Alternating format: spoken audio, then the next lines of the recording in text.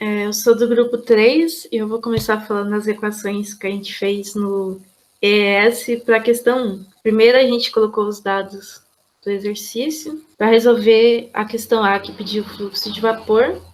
Como é um escoamento unidimensional e a velocidade é constante, a gente utilizou a equação de que o fluxo é igual à velocidade vezes a área dividido pelo volume específico. Para obter o volume específico 1, a gente obteve pelo próprio programa, passando a temperatura e a pressão de entrada. A questão B pedia a velocidade de saída. Como o fluxo da entrada é igual ao fluxo da saída, a gente utilizou a mesma equação, só que com os parâmetros da saída. E para obter o volume específico 2, a gente passou o título e pressão de saída. E dessa forma, o programa retorna para a gente o valor da velocidade 2. A próxima questão pedia a potência produzida pela turbina e a potência é a taxa de transporte de energia. Então, primeiro a gente calculou a energia cinética, transformou ela para kJ, calculamos a entalpia 1 e a entalpia 2 diretamente pelo programa também, igual a gente fez com o volume específico. E, por fim, aqui na equação, como a potência vai ser a única variável, o programa retorna o valor dela em quilowatts. E aqui foram as respostas que a gente obteve para cada item pedido. Bom, em seguida a gente quer investigar a relação de algumas grandezas, começando a investigação da pressão, agindo sobre a potência e também depois a área agindo tanto para a potência quanto a velocidade.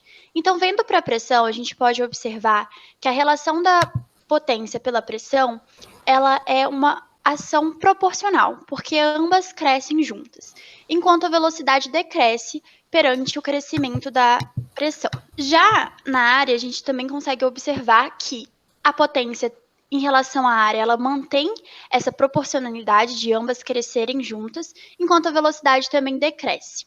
Só que a gente pode observar que não necessariamente é uma relação linear e que há alguns momentos que tem uma relação quase que exponencial, mas em algumas partes do intervalo pedido, ela age como uma relação linear de primeiro grau.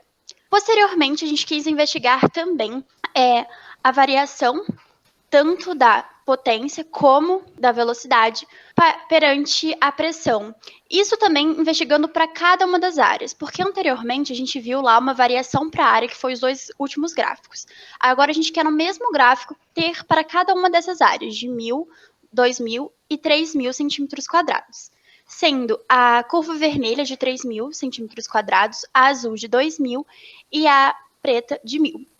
Então, a gente observa que mantém a mesma relação que a gente observou anteriormente, que a potência, ela cresce perante o crescimento da pressão e ela começa sendo maior de acordo com a maior área. Em um dado ponto de pressão, elas vão se estabilizar, elas vão chegar no mesmo valor, independente da área, mas tem esse crescimento começando, então, num valor mais alto para a maior área.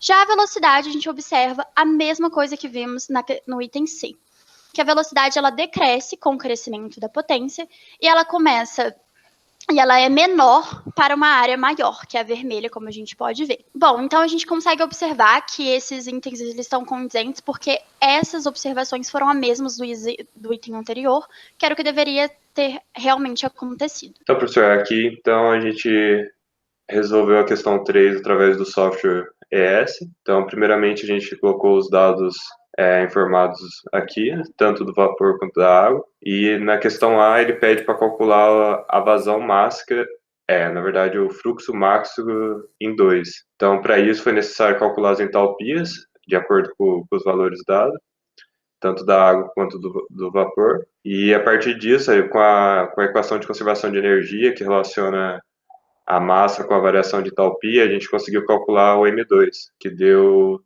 6.266 kg por hora, que está na mesma unidade do M1. Agora na parte B, que pediu para plotar um gráfico, a primeira coisa que a gente teve que fazer foi converter a unidade de quilograma-hora para quilograma-segundo, dividindo por 3.600, mas o próprio software ES já fez isso por nós. Depois disso, a gente colocou os valores de temperatura de 20 a 220 graus Celsius e usamos o programa para tabelar esse valor para variar assim o fluxo máximo de saída. Tendo esses valores, a gente gerou o gráfico ao lado, de 20 a 220 graus Celsius, e a gente pode ver que a variação em relação à temperatura para o fluxo máximo é praticamente linear para pegando as temperaturas, mas para pegando uma variação maior de temperatura, essa variação se comporta como uma curva um pouco exponencial. E o resultado obtido, tanto na tabela quanto no gráfico aqui apresentado, é bem condizente com a realidade, porque com o aumento da temperatura, nós teríamos realmente um aumento pelo fato de terem duas entradas e uma saída, e também por causa da válvula, quando tem um aumento da temperatura,